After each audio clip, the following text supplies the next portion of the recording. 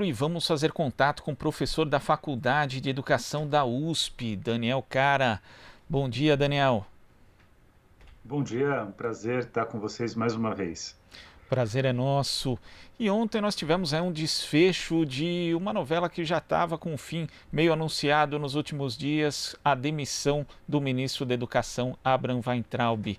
Como é que você viu a demissão e que balanço que você faz da gestão do Weintraub justamente ali à frente do Ministério da Educação, Daniel? Bom, Weintraub se tornou a segunda figura do bolsonarismo após a família. Então, ele concretamente fez do Ministério da Educação um espaço para fazer a propaganda da própria posição ideológica dele. É importante ressaltar que a política educacional bolsonarista é a guerra cultural olavista, e o Abraham Weintraub trabalhou nesse sentido, e ele é demitido pelos problemas que ele causou ao governo, não por uma avaliação do desempenho dele. Concretamente, se a gente fizer um esforço enorme aqui, a gente vai chegar à conclusão que o Abraham Weintraub não apresentou, não aprovou, não implementou uma política educacional. Tudo aquilo que ele tentou, ele fracassou em termos de trabalho educacional.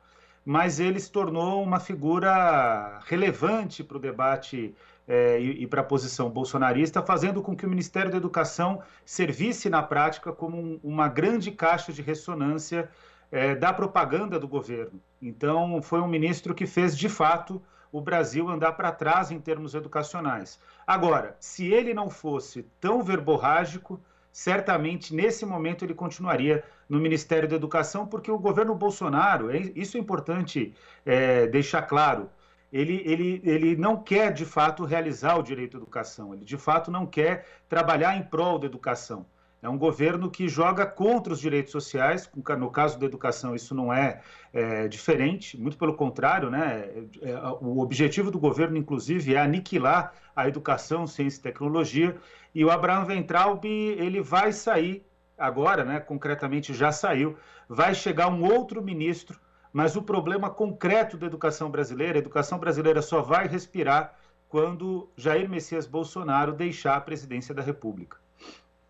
Até porque, né, Daniel, a gente tem aí a possibilidade do Ministério ser assumido pelo atual secretário de Alfabetização do MEC, Carlos Nadalim, e se essa troca de fato se efetivar, na verdade vai ser uma espécie de continuidade do que foi a gestão do Weintraub. Olha, falando no português bastante claro, você tem toda a razão, é uma troca de seis por meia dúzia. O que acontece concretamente é que o Nadalim, ou o Vogel, ou a Ilona Betkerrazi, que são os três hoje favoritos para assumir o Ministério da Educação, porque são próximos do Olavo de Carvalho, e o Olavo de Carvalho não abre mão de determinar o próximo ministro ou ministra da Educação. Mas eles concretamente são pessoas que não têm competência para gerenciar a área, mas são mais polidos do que o Abraham Weintraub. Então é importante dizer aqui claramente, nos últimos dias, né, nas últimas semanas, na verdade até no começo de junho, aí eu falo aqui como cientista político, existiu uma recomposição do governo federal, das alianças do governo federal, e hoje o mercado financeiro trabalha em prol do governo Bolsonaro. Já teve alguns momentos, poucos momentos, inclusive, que o mercado financeiro procurou romper com o governo Bolsonaro, mas agora ele se realinha ao governo. Então, tanto Ilona Betkerrazi, como Carlos Nadalim, como Vogel, que são as possibilidades que hoje estão sendo debatidas em Brasília, são possibilidades que agradam o mercado financeiro, porque o mercado financeiro não se preocupa com o obscurantismo de Olavo de Carvalho. A grande preocupação do mercado financeiro é ter um ministro ou ministra da Educação que não trabalhe por mais recursos para a área, que trave, inclusive, pautas importantes, como a tramitação do Fundo de Financiamento da Educação Básica, que é o Fundeb. Então, nesse sentido, é muito provável que a elite aceite, né, o mercado financeiro, a elite econômica brasileira aceite um novo ministro, desde que ele seja uma figura polida, ou seja, que ele não cause tantas crises ao governo. É preciso para a elite que esse governo conclua o mandato e continue fazendo as reformas que tanto prejudicam o povo brasileiro. E nesse sentido a gente teve inclusive aí, né, um viés privatista na gestão do Weintraub, principalmente com aquele programa Futurice, né, que embora não tenha sido implementado de forma mais efetiva, acenava ali de uma forma bastante evidente para uma financiarização da educação. Você teme, Daniel, que com a troca de ministro esse programa possa voltar à baila, esse ímpeto privatista ganhe força ali na pasta da educação?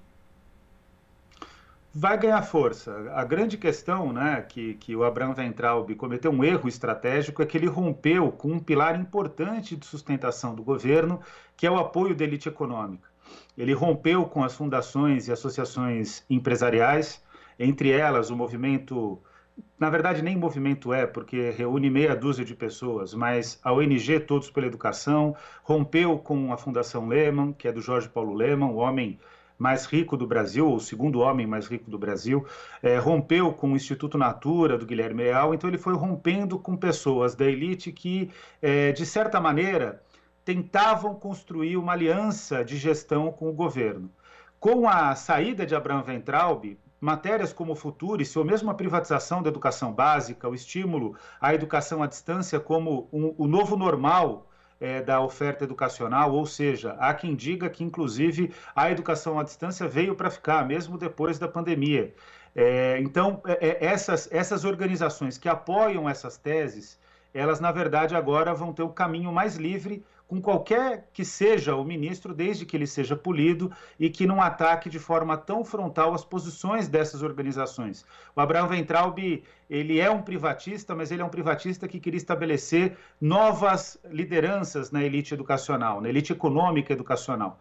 E, concretamente, agora é possível que exista um realinhamento, ou seja, nós estamos em um momento mais perigoso para a educação pública, porque com o Abraham Weintraub, certamente o Futurice não teria futuro, até tem um trocadilho aí, mas não teria futuro dentro do Congresso Nacional, isso pode mudar agora, e também todas as estratégias de privatização e as pautas ultraconservadoras, realinhadas com essas entidades de base empresarial, elas podem ter sucesso no Congresso Nacional. Por sorte, a gente tem trabalhado muito e hoje o Congresso Nacional sabe que o governo Bolsonaro é um governo que atua contra a educação. Então, nós temos boas alianças também para servir como um anteparo, como um dique a essas posições empresariais que são retrógradas e que prejudicam o direito à educação.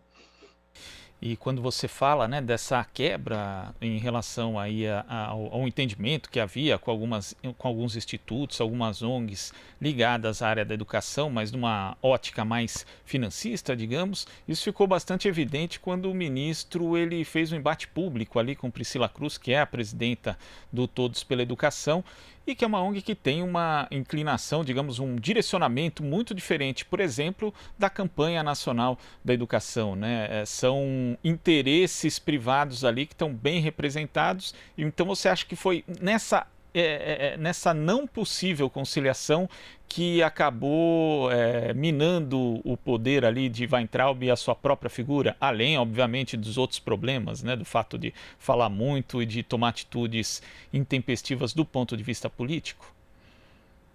O que ocorreu foi que em outubro de 2019, outubro foi a data limite, depois de uma tentativa do Todos pela Educação de ter indicado o Mozar Neves Ramos ao Ministério da Educação no início do governo Bolsonaro. É importante dizer isso, porque agora se faz um discurso público de que eles divergem do governo Bolsonaro. Eles tentaram compor o governo Bolsonaro, mas o Olavo de Carvalho impôs um limite.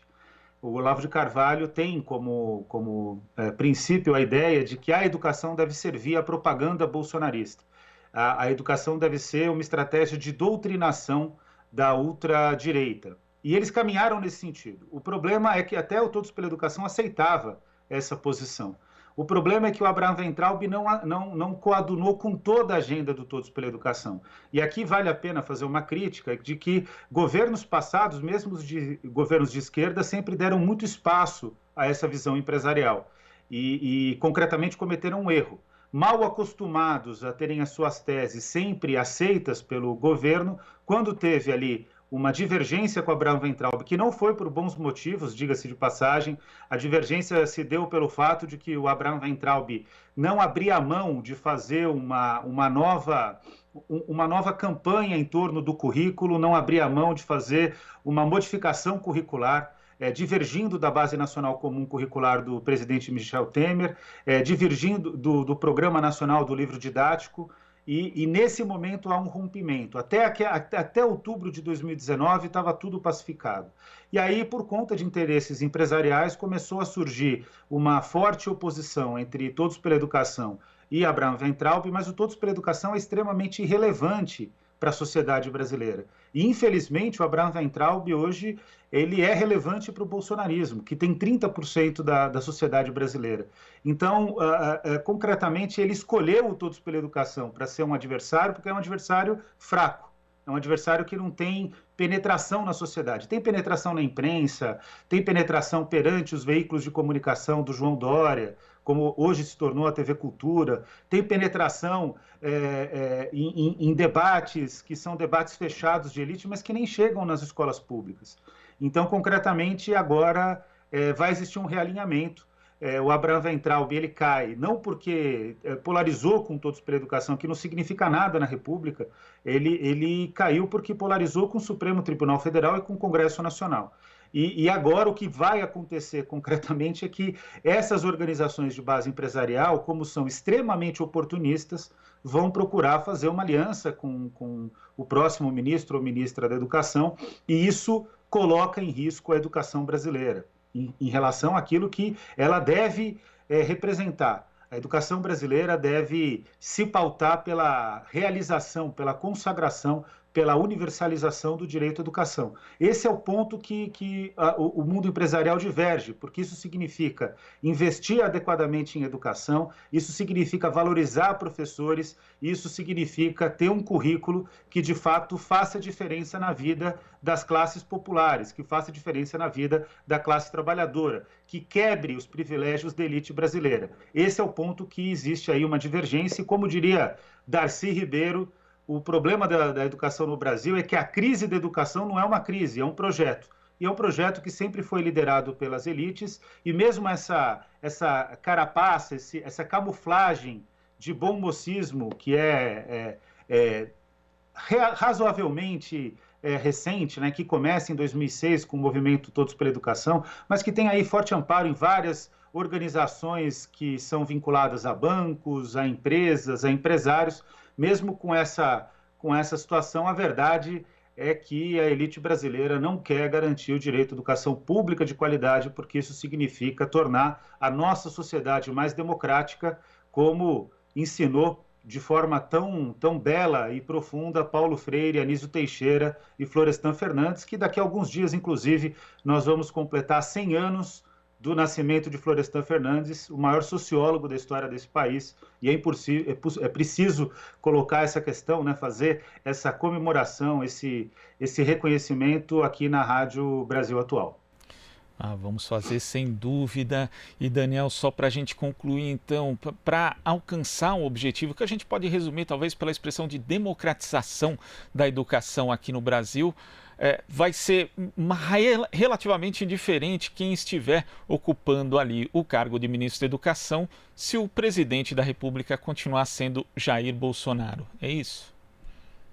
Exato. Enquanto o Jair Bolsonaro for presidente da República, o direito à educação, a ciência, a tecnologia, o conhecimento não vão ter chance de se realizar no Brasil.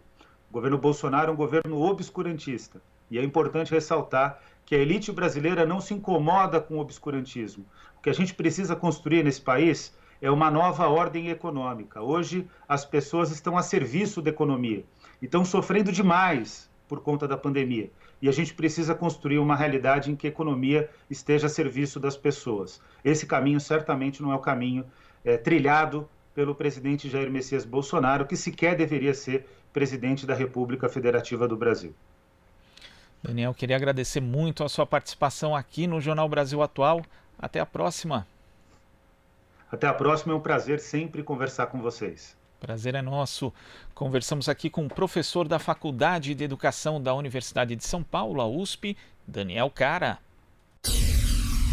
Aqui você ouve as notícias que os outros não dão.